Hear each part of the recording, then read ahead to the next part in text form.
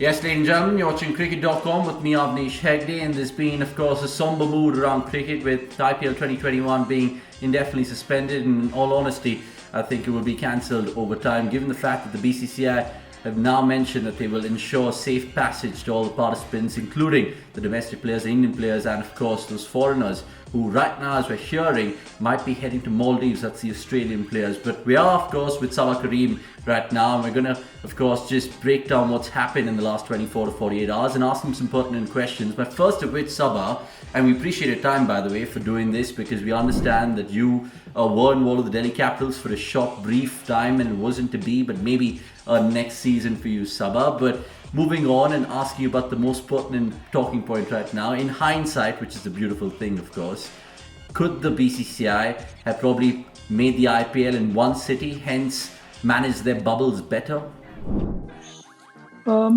That's a tricky one, Avnish. I'm sure that the IPL Governing Council and BCCI, they must have had a number of discussions before they decided on having this season IPL in only 5 venues, multiple venues. They did away with home and away because they want to curtail on traveling.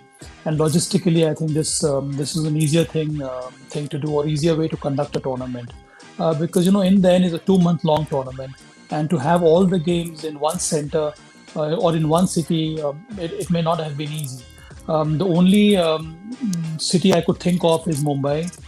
There you could have had game at Wankhede, at the CCI Brabourne Stadium, or the DY Patil. But then how many games could you have had in one city? And there also you do travel from one bubble to the other, because DY Patil Stadium is quite far off. So some of the teams may have had to stay in a hotel that is close by. So I think if you look at this kind of a scenario, it may not have been very easy for the IPL Governing Council to think on those lines. They went ahead with whatever the current scenario was. I'm sure they paid heed to the advice they received from the medical team, the advice they received from the government body, from the state associations, and only then they must have decided to have this season IPL in these 5 venues. So I think it is, but I could figure that out now, Avnish. It became increasingly difficult for BCCI to go ahead with this season IPL. Yeah, speaking of the BCCI, Saba, I mean, it really begs the question, what does this mean for them, given the fact that they were, of course, supposed to host the World Cup later this year in October? Right, I think we've just lost Saba there. We'll do that question again. So, could you hear me? I'll do that question. Yeah, I can. Right, Saba, speaking of the BCCI, what will be going through their heads right now, given the fact that they were supposed to host the World Cup this year? Do you think it's indefinitely being shifted to the UAE, or will they wait and watch how things pan out? I think the sensible way of looking at it would be to wait and watch, because we'll never know the way the pandemic may pan out in a couple of months' time. So I think at this stage, the priority would be the safe passage of all the players. And I think that is what BCCI and the IPL Governing Council must be looking at, including all the IPL teams. They have suspended this season IPL, I think, indefinitely. I'm sure they will look for a window, and the only window I can think of is maybe in September, before they host New Zealand for a T20 home series, and obviously before the World Cup T20. So all that is in the pipeline. But I think, as I said, right now it's more important that all the players get back safely to their home. Plus the players who have been affected by this, they are well taken care of. Yeah, we'll come on to the logistical nightmares in just a bit, especially within India and externally as well. But what I want to get to you right now is, because you've been associated briefly, like I said, with the Delhi Capitals as the head scout. Just paint us a vivid picture, as mere mortals and public men watching away, of how stringent these bio bubbles are, and what's the process on a day-to-day basis? Avnish, it was very, very strict, and I think it is admirable the kind of work which BCCI medical team, along with the IPL medical staff, have done. I think they worked out a very safe and a very secure kind of a bio bubble, and that is why till now there were very few cases of COVID in the bio bubble, so to speak. For instance, I came from Delhi. So before I joined the team's bio bubble, I was quarantined for a week. And the first day, the 5th day, and the 7th day, I had to undergo an RT-PCR test. And once I got the negative report from all the 3 tests, only then I was allowed to join the team in the bio bubble. In the hotel where the team is staying, they have 2 or 3 separate floors, which is meant only for the IPL contingent. The Delhi Capitals, it has a very strong contingent of about 80 odd people. So all of them stay in 2 or 3 floors. Plus, there is a team room. There's a separate area for meals to be taken. There is a bubble lift. There are 2 bubbles lift which the players have to take. There is separate exit and entrance. The bus also is sanitized. The drivers and all those people who are connected in taking the teams to the ground for practice sessions or for matches, all those are in are quarantined, and they also undergo all these RT-PCR tests. The personnel at the ground staff, including all the support staff there, all those they undergo RT-PCR tests, and all of them are in a bio bubble.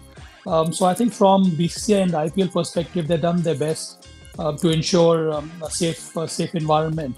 Yeah, so that is the way it is. Plus, for instance, once it was learned that a couple of the KKR players have been infected with this pandemic, because both Delhi Capitals and the KKR team, they practiced together. I think it was it was 30th when I joined the bio bubble. That is why the entire Delhi Capitals team was isolated. So we were so right now, even now, we have all of us are in quarantine. And then there is a test that we have undergone yesterday. Another sample was taken today. So we are also awaiting the results of the RT-PCR test, which one underwent the past 2 days. So I think it's been a very safe and a very secure kind of a bio bubble, which the IPL team and the medical side have prepared. So it is quite unfortunate that some of the players, they got infected. Yeah, coming to that, because like you mentioned, they've left no stone unturned. The attention to detail is, of course, immense given the magnitude of this tournament. Were you surprised by the likes of Amit Mishra, Varun Chakravarti, L. Balaji, just the names that we've heard in the last, say, 48 to 72 hours, beg your pardon, have tested positive? There was a false test as well with the CSK CEO. Does this amaze you? Does this concern players and people like yourself who are involved in the cricketing circles? It really came as a surprise, Avnish, because I saw the bio bubble from very close quarters. I saw the isolation, the way it is done. I went through it. If one is in a quarantine, you're not supposed to step out of your room. The meals are kept outside the room. There is no interaction with the hotel staff or with the catering staff. No housekeeping allowed at all in the room. So all that has been taken care of. Plus, in the bio bubble, you're not supposed to go out.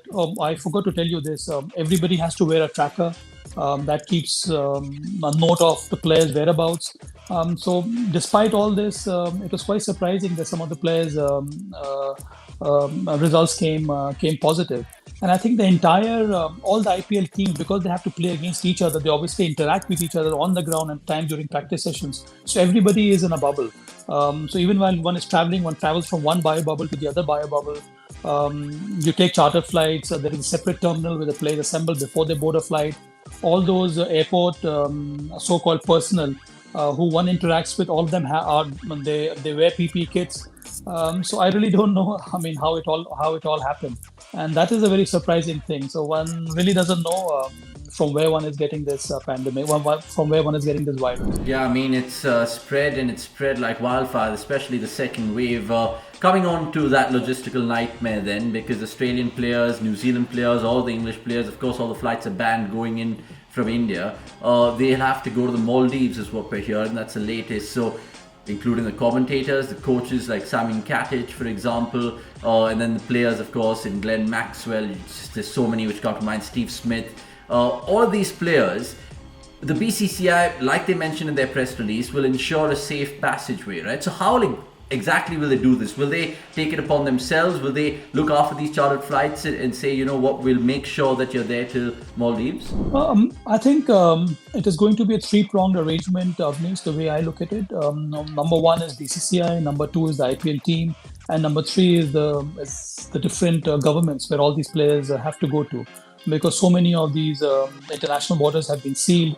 So all that has to be taken into consideration. And I think all these three so-called organizations, they need to work together to ensure a safe passage for all these players. In transit, somebody told me in the morning they may all have to go to Dubai, but that may not happen because Dubai, I think the UAE has closed its borders.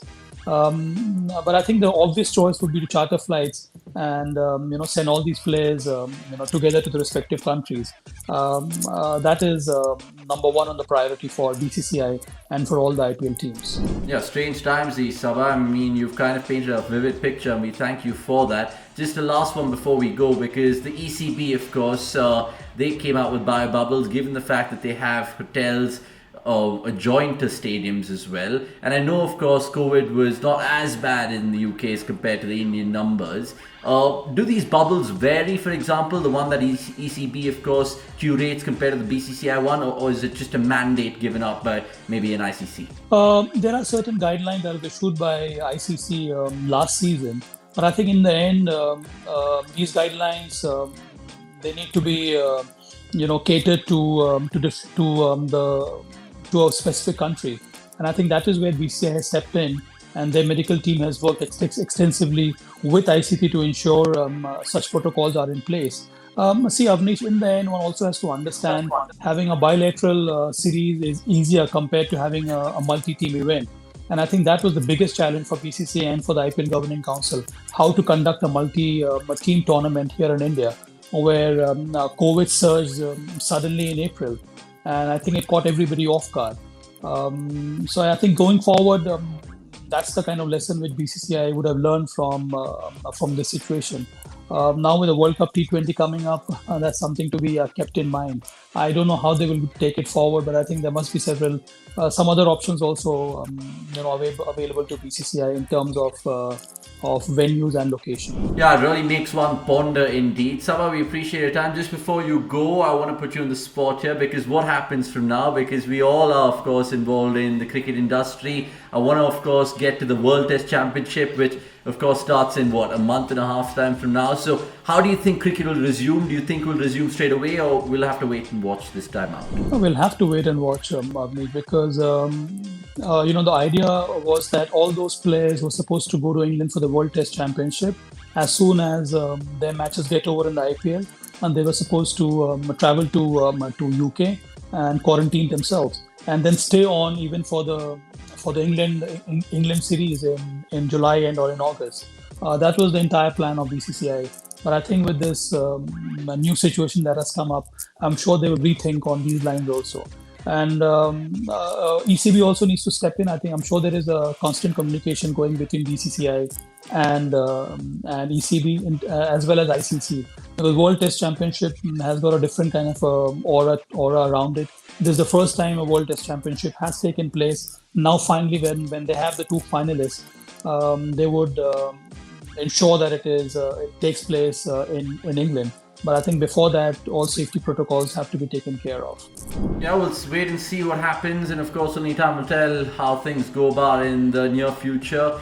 And we appreciate your time, like I said, Saba Karim, because you, of course, are in quarantine. We wish you well, stay safe, and for all you guys watching this, stay at home, and of course, get vaccinated if you have the chance. We'll see you on the other side, because of course, cricket will resume at some point of time, and we'll be there to cover it all. Thanks for watching. It's a goodbye from me.